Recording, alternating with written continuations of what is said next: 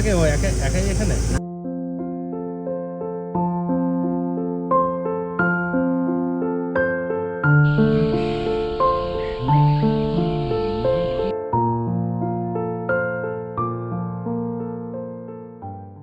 Hi everyone, সবাইকে শুভ নববর্ষ।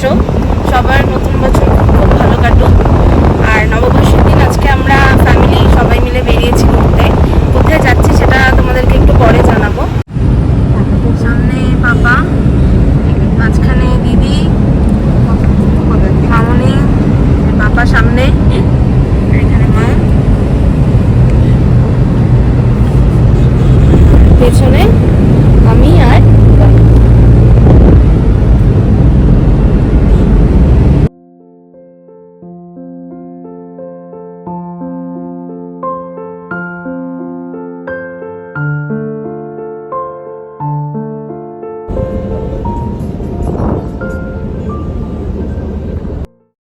জলপাইগুড়ি ছেড়ে আমরা হাই রোডে উঠে গেছি।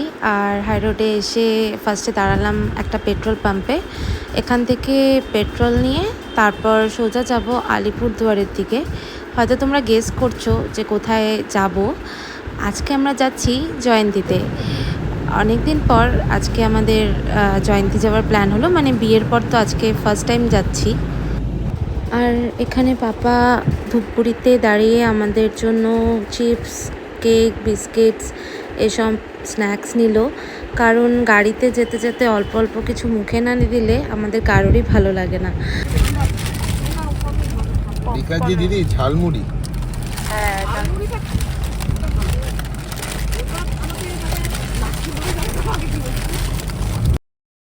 তো নিয়ে নিলাম ঝালমুড়ি। সবাই ঝালমুড়ি খেতে খেতে এবার যাব। আর আজকে পয়লা বৈশাখ, তো সকাল থেকে কিন্তু কোনো রকম ঠিক ছিল না যে কোথায় যাব কি করব। তো হঠাৎ করে সবাই মিলে প্ল্যান করলাম যে বাইরে যাই। তবে কোথায় যাব বুঝতে পারছিলাম না। আর জঙ্গল তো আমাদের সবসময়ই ভালো লাগে, তাই প্ল্যান করলাম জয়ন্তী যাব। আর মা আর পাপাকে ফোন করে ডাকলাম, তো ওরা চলে আসলো শিলিগুড়ি থেকে। তারপর একসাথে সবাই মিলে বেরিয়ে পড়লাম। গল্প করতে করতে দেখতে দেখতে চলে আসলো মাদারিহাট। এটা মাদারিহাট থানা সামনে দিয়ে যাচ্ছি, মানে জলদাপাড়ার সামনে দিয়েই।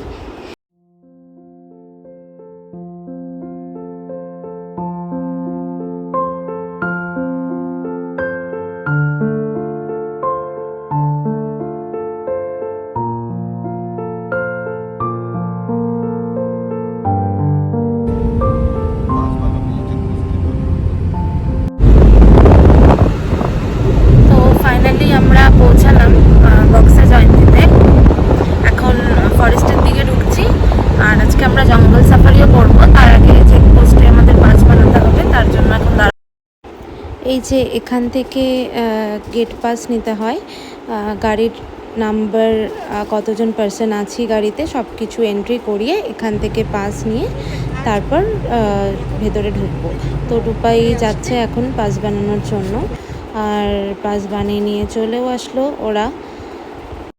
বিয়ের আগে যতবারই জয়ন্তীতে এসেছি কোনোবার কিন্তু মিস হয়নি, কিছু না কিছু দেখেছি। তো এবারও আশা রাখছি কিছু তো দেখবই।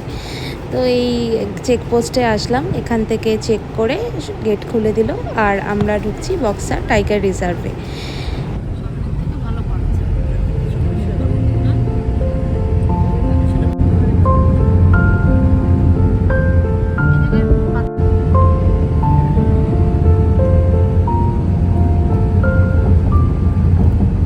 তো এই নদীর উপরের ব্রিজ ক্রস করে আমরা ফাইনালি পৌঁছে গেলাম এখানে, যেখান থেকে আমরা আর কি জঙ্গল সাফারিতে যাব। আগের থেকে আমাদের এখানে বুক করাই ছিল, তাই এখন আর বুকিংয়ের ব্যাপার নেই। আগে আমরা লাঞ্চ করব, কারণ আমাদের কাছে এখনও কিছু টাইম আছে। 3টা থেকে আমাদের সাফারি। আর এই জিপসিগুলো করে আমরা ভেতরে যাব। আজকে কিন্তু এখানে ভালোই ভিড় দেখছি। কার কার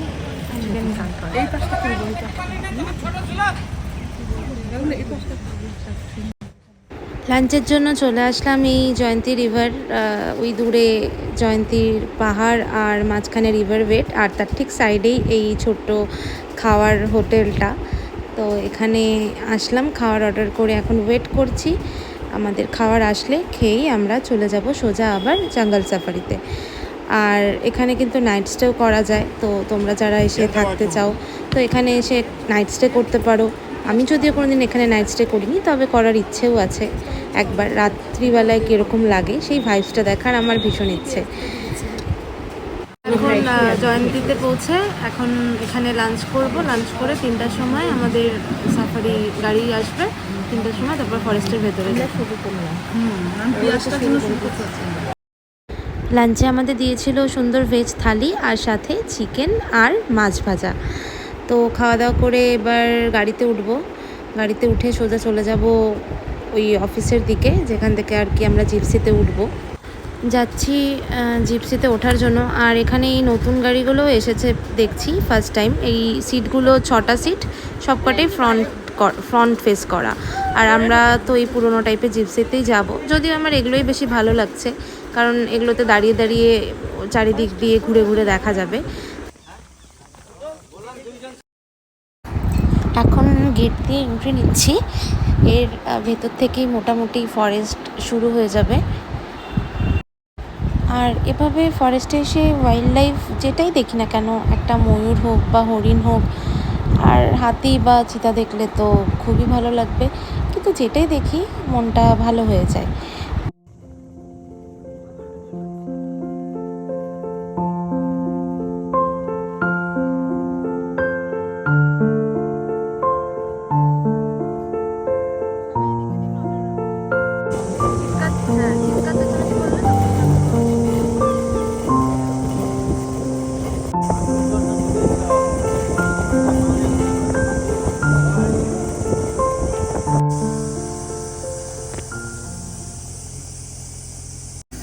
ঢুকতে ঢুকতেই চোখে পড়লো একটা ইগল আর হরিণও দেখলাম।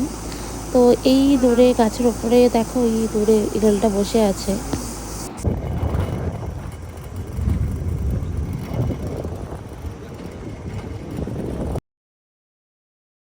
এবার ফরেস্টের থেকে সোজা নেমে গেলাম রিভার বেডের ওপর দিয়ে এখন গাড়িটা যাচ্ছে। আর দূরে ওই সাইডে পাহাড়, ভুটান পাহাড় আর ফরেস্ট।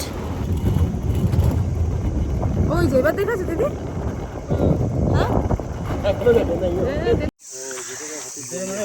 এখানে একটু আমাদের নামতে দিল, কারণ এই স্পটটা এটা জয়ন্তী রিভার বেড। এখানে কিছুক্ষণ আমরা থাকবো, তারপর আবার ফরেস্টের ভেতরের দিকে যাব। তো এখনো পর্যন্ত তো শুধু কয়েকটা জিনিসই দেখেছি, হাতি চিতা কোনোটাই দেখিনি, আশা করি দেখতে পাবো। তো এখন যাব।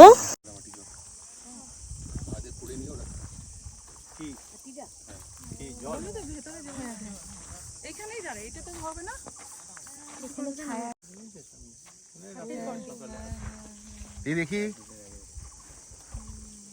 দেখ ওই গাছের উপরে না কিছু লাগিয়েছে, দেখ বক্সের মতো, দেখো ওই যে ক্যামেরা। কোথায়? ওই যে গাছ, ওটা মৌচাক। না না মৌচাক। জঙ্গলকে আমি আমার বক্সে জয়ন্তী আমার পাঠাতে।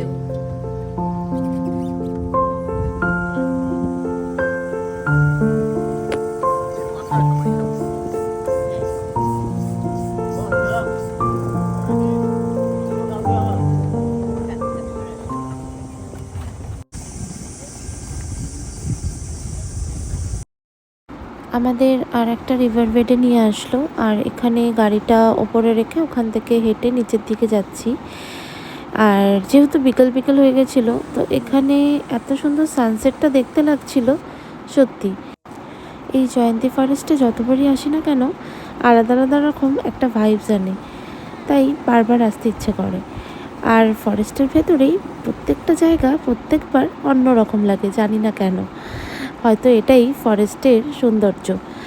আর জঙ্গলে এত সবুজ দেখে চোখেরও একটু আরাম হয়, কারণ শহরের এই কংক্রিটের জায়গায় থাকতে থাকতে বেশি গাছপালা সবুজ দেখাই হয় না, তাই ফরেস্টে আসলে কোথাও চোখটাও যেন একটা সুদিং হয়ে যায়।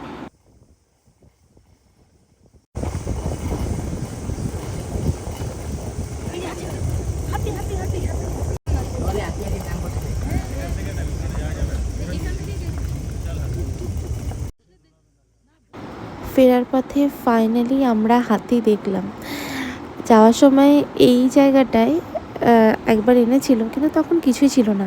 তাই ফেরার সময় যখন আরেকবার আসলাম, এখানে এই ছোট্ট জলাশয়ের মধ্যে দেখি হাতিটা স্নান করছে।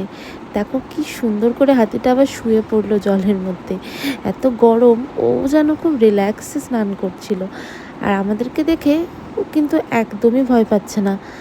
সুন্দর নিজে স্নান করে আবার ওপর দিকে জল ছিটালো। আর এই ভিডিওটা আমার অ্যামেজিং লেগেছে সত্যি। এরকম ভিডিও দেখার জন্য কিন্তু অনেক দিন ধরেই ওয়েট করছিলাম, আর আজকে দেখতে পাবো ভাবতে পারিনি। আমরাও এই গজরাজকে বেশি ডিস্টার্ব করব না, যতই হোক ওরা তো ফরেস্টে থাকে, তাই ওদেরকে বেশি ডিস্টার্ব করা ঠিক না। দূর থেকে কিছুক্ষণ আনন্দ হচ্ছে দেখে তারপর ওদেরকে ওদের মতোই ছেড়ে দেবো।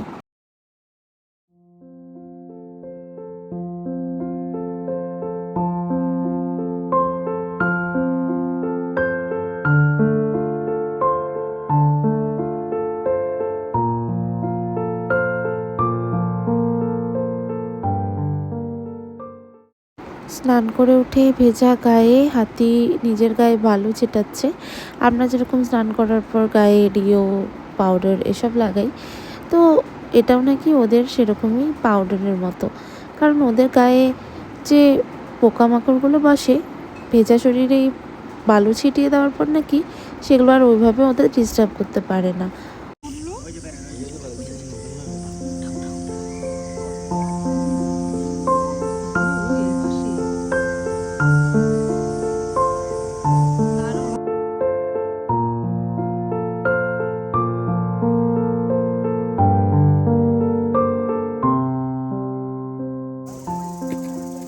আমরা এখন ফরেস্ট থেকে বেরোলাম। এত সুন্দর হাতিটা দেখতে পাবো সত্যিই ভাবিনি। জানতাম আজকে কিছু না কিছু তো দেখবই, সেই আশাটা ছিল। আর ফাইনালি হাতিটাও দেখলাম। এখন সাফারি গাড়ির থেকে নেমে ব্যাক টু আবার আমাদের গাড়ি, আর তারপর আবার জলপাইগুড়ির দিকে রওনা হব।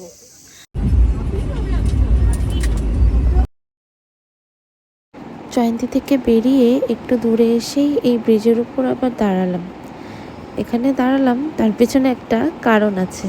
মাঝ রাস্তায় এখন আবার দাঁড়ালাম, সামনে নাকি বাইসন বেরিয়েছে, তো যাচ্ছি দেখি বাইসন দেখতে পাই না।